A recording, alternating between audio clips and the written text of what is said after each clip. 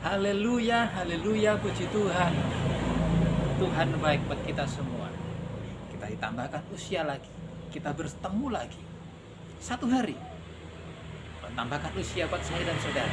Kita berjumpa lagi. Kesempatan yang indah yang Tuhan berikan kepada saya dan saudara. Mari, saya ajak saudara hari ini untuk membaca firman Tuhan. Kebenaran firman Tuhan. Kita mendengarkan. Kita merenungkan. Jadi kekuatan dalam kehidupan kita.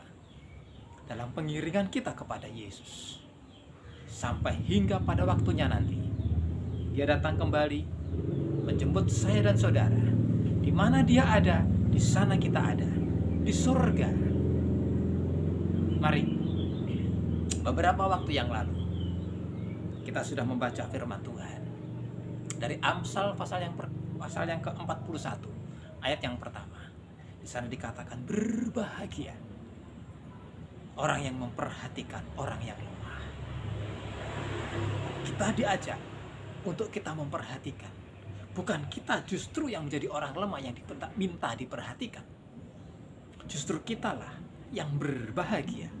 Kita diminta untuk menjadi orang yang bisa memperhatikan, bisa mempedulikan kepada orang yang lemah. Sehingga nantinya kita disebut orang-orang yang berbahagia. Bahkan di sana ayat selanjutnya semakin lengkaplah kebahagiaan itu. Karena di sana Tuhan memberikan bonus-bonus tambahan. Saya baca ayat yang pertama bagian yang kedua, bagian B. Tuhan akan meluputkan dia pada waktu celaka. Tuhan akan melindungi dia dan memelihara nyawanya. Sehingga ia disebut berbahagia di bumi. Engkau tak akan membiarkan dia dipermainkan musuhnya. Tuhan membantu dia di ranjangnya waktu sakit, di tempat tidurnya. Kau pulihkannya sama sekali dari sakitnya. Wow. Lengkap. Kebahagiaan begitu lengkap. Berbahagia orang yang memperhatikan. Dilengkapi lagi dengan apa yang Tuhan berikan lagi. Diluputkannya, dilindunginya, disembuhkan, dipulihkan dari sakitnya. Saudaraku, betapa indahnya. Mari sekarang kita lanjut. Pasal yang ke-41 tetap ayat yang keempat. Demikian bunyi firman Tuhan. Pemazmur ini sedang mengalami sakit. Pemazmur mengalami sakit yang menderita. Saya ulang lagi, kalau kataku, Tuhan, kasihanilah aku. Sembuhkanlah aku. Sebab terhadap Engkaulah aku berdosa. Pemazmur mengatakan, Tuhan, kasihanilah aku. Tuhan, Allah, empunya kasih. Dia yang punya belas kasihan. Kita datang kepada orang yang tepat. Kepada pribadi yang tepat.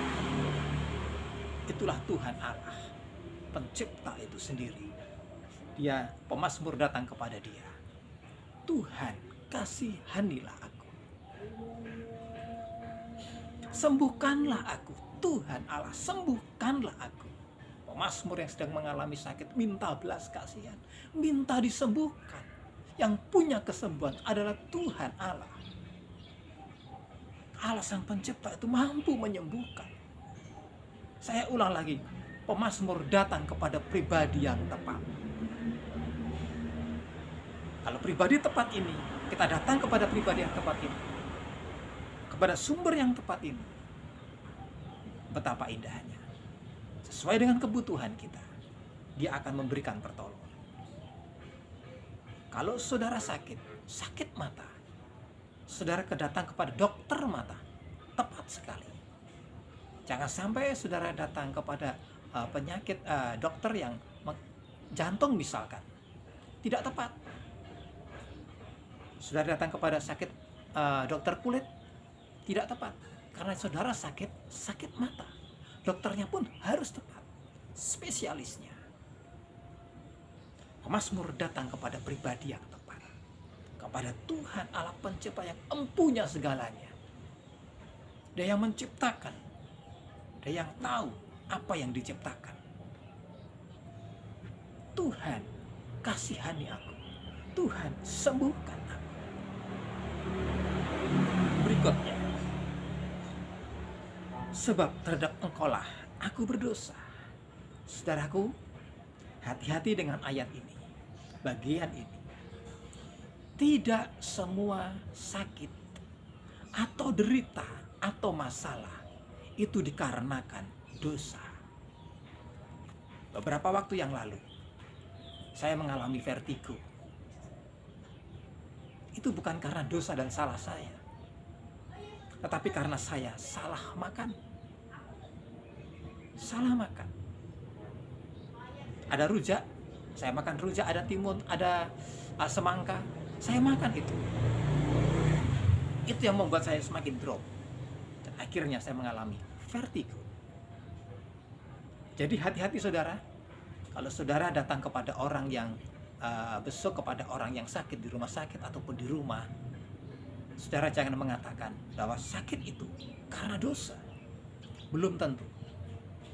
Tetapi pemazmur ini, salah satunya, dia sakit karena dosa. Ada beberapa ayat yang mengatakan karena sakit dikarenakan dosa, akibat dari dosa. Seperti ayat ini. Saya ulang lagi, tidak semua sakit atau derita atau masalah itu datang karena masalah itu karena dosa, akibat dosa.